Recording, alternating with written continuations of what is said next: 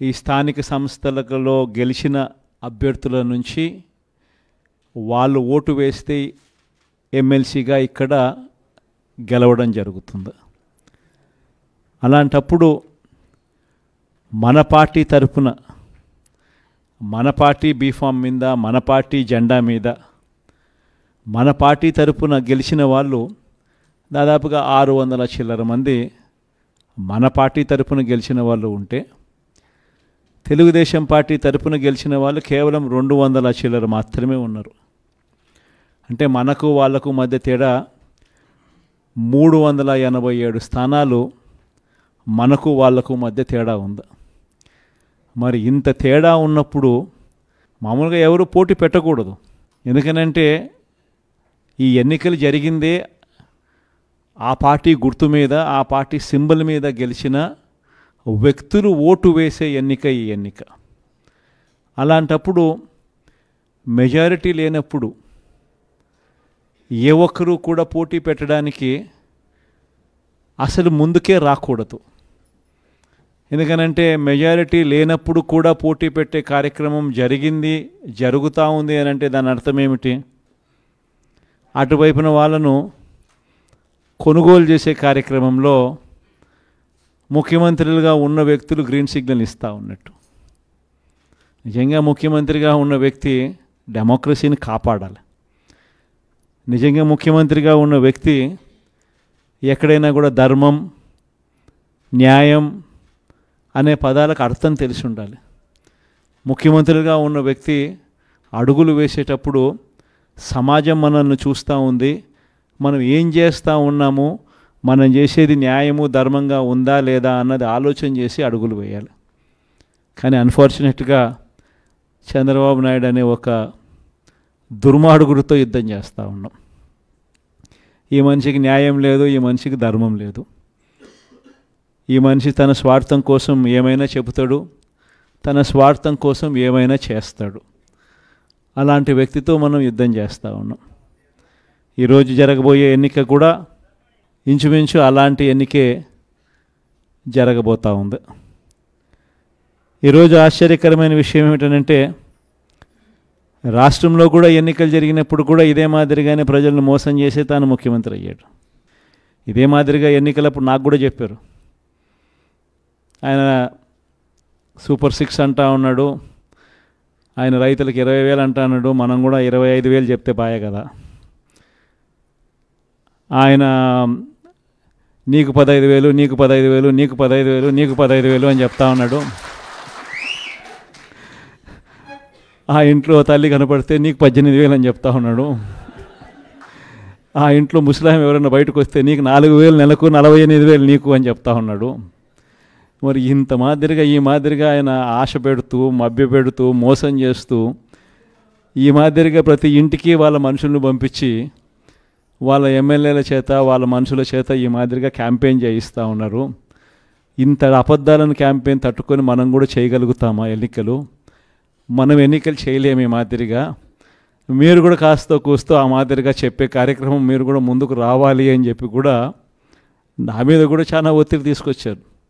మన వాళ్ళే, దగ్గర వాళ్ళే, నా కోసమే, మన పార్టీ కోసమే అనే భావనతోనే వాళ్ళంతా కూడా నాకు సలహాలు ఇచ్చారు. కానీ నేను ఒకటే చెప్పిన, మనం అబద్ధాలు చెప్పి ఆ కిరీటం మనం నెత్తిన పెట్టుకుంటే మాత్రం మనకేం సాటిస్ఫాక్షన్ ఉంటుంది? సరే అవుతాము, ముఖ్యమంత్రి స్థానంలో కూర్చుంటాము.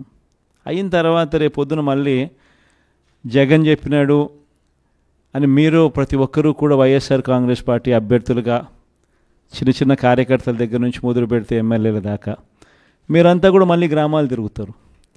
తిరిగినప్పుడు మీ పార్టీ చెప్పింది, మీ జగన్ చెప్పినాడు ఇవన్నీ చేయాలి, ఇవన్నీ చేస్తాను అని చెప్పి, మరి అవన్నీ చేశాడా? అబద్ధాలు చెప్పి మోసం చేశాడు కదా అని చెప్పే మాట మీలో ఏ ఒక్కరూ అనిపించుకోకూడదు అని కాలర్ ఎగిరేసి మా పార్టీలో ఉన్న ఏ కార్యకర్త అయినా కూడా, మా పార్టీలో ఉన్న ఏ నాయకుడైనా కూడా ఒక మాట చెప్తే ఆ మాట మీద నిలబడతాం అన్న నమ్మకం, భరోసానే వైఎస్ఆర్ కాంగ్రెస్ పార్టీ అని చెప్పి కాలర్ ఎగిరేసి చెప్పుకునే పరిస్థితి ప్రతి గ్రామంలో ప్రతి కార్యకర్తకు ఉండాలి. దానికోసమే నేను తాపత్రయపడ్డా. ప్రతి ఒక్కరి నోళ్ళు నొక్కి డిపార్ట్మెంట్ని తొత్తుల కింద వాడుకొని ఈరోజు తిరిగి చంద్రబాబు నాయుడు గారి మీద ఎన్డీఏ కూటమి మీద బురద జల్లి నేను గవర్నర్ దగ్గరికి వెళ్తాను, గవర్నర్ గారి దగ్గరికి ఇవన్నీ కాదు నేను కొన్ని ఇస్తాను. నాగమ్మ హత్య కేసు గురించి ఏమైందో చెప్పు. నాగమ్మ ఫ్యామిలీ దగ్గరికి వెళ్ళగలిగావా? పులివెందెల్లో నాగమ్మని హత్య చేశారు. ఎందుకు నీకు ఓట్లు వేసిందే కదా పాప నాగమ్మ. కనీసం ఇంటికైనా వెళ్ళగలిగావా? పోనీ సీఎం స్థాయిలో వెళ్ళలేకపోయావు, మరి మొన్ననే వెళ్ళలేకపోయావా? ఒక్కళ్ళ గురించి మాట్లాడలేక, ఒక్కళ్ళ గురించి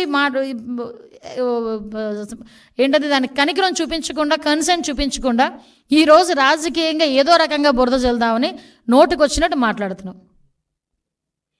మేము ఒకటే చెప్తున్నా, ఈరోజు గాంజా విషయంలో మొన్న మన వినుకొండ ఇష్యూలో కూడా వాళ్ళ ఎక్స్ఎమ్మెల్యే చెప్పాడు గాంజాయి మత్తులో చంపాడని. ఈరోజు జరుగుతున్న ప్రతి ఇన్సిడెంట్కి వెనకాతల గంజా అన్నది బేస్ అయిపోయింది.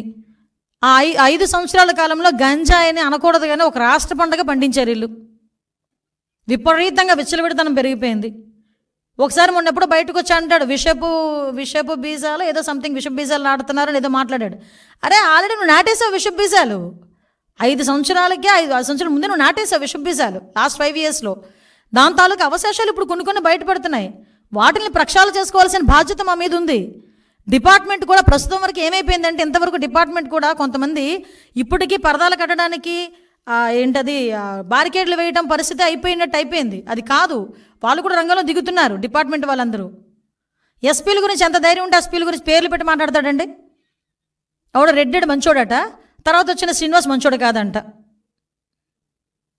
ఆ పల్నాడు ఎస్పీల గురించి. అంటే ఇక్కడ ఎంత విషయాన్ని కక్కాలని చూస్తున్నాడో ప్రజలందరూ కూడా అర్థం చేసుకోవాలి.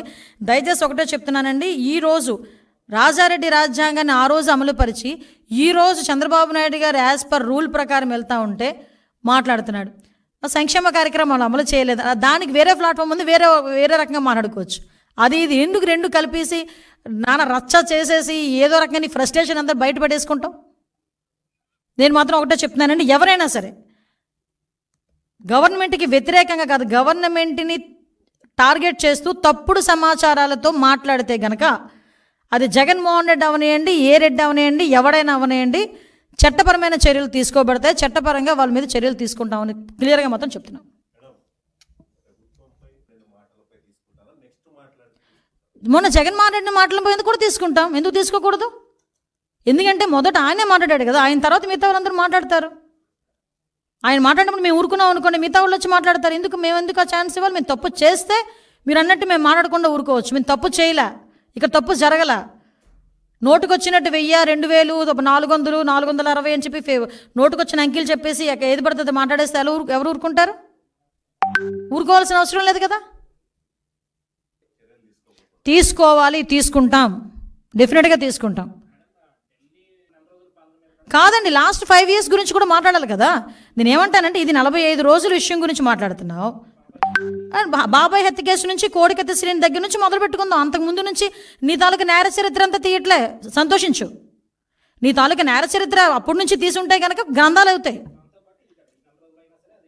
నేను రెడీ. అదే దేనికి నేను భయపడాలి? యాజ్ పర్ రూల్ ఈ రోజు వరకు ఎక్కడైనా చైల్డ్ అబ్యూజింగ్ జరిగిన చోట కానీ, హత్యలు జరిగిన చోట కానీ ప్రతి దగ్గర కూడా వెంటనే ఇమ్మీడియట్గా అరెస్టులు చేసి రిమాండ్కి పంపించారు. పోక్సో యాక్ట్ సంబంధించి ప్రత్యేక కోర్టులు చిన్నపిల్లల మీద జరిగిన అఘాయిత్యాల మీద ప్రత్యేక కోర్టులు ఏర్పాటు చేస్తామని సాక్షాత్తు మన సీఎం గారు బయటకు చెప్పారు. దీని మీద ఎంత ధైర్యం ఉంటే ఈరోజు ఒక సీఎం గారు ఈరోజు వైట్ పేపర్ రిలీజ్ చేయాలండి లా అండ్ ఆర్డర్ విషయంలో. మేము తప్పు చేయలేదు కాబట్టి లాస్ట్ గవర్నమెంట్లో జరిగిన సిచ్యువేషన్స్ అన్నింటిని ఎక్స్ప్లెయిన్ చేయాలి. ఈరోజు కేవలం బీసీలు 300 మందిని హత్య చేశారు. దాని గురించి వస్తాడో కనుక్కోండి ఒకసారి. ఎస్సీలను ఎంతమందిని ఇబ్బంది పెట్టాడు, బీసీలను ఎంతమందిని ఇబ్బంది పెట్టాడు.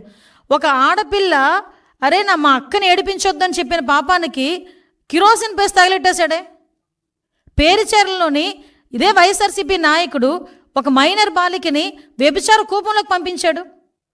6 నెలల తర్వాత ఆ పిల్ల ఇంటికి చేరి అలోలక్షణం ఏడిస్తే ఇవి ఆ రోజు అప్పుడు వరకు కూడా చర్యలు లేవు. ఒకరిని కూడా అరెస్ట్ చేయలేదు. ఇలాంటివి సంఘటనలు చాలా ఉన్నాయి.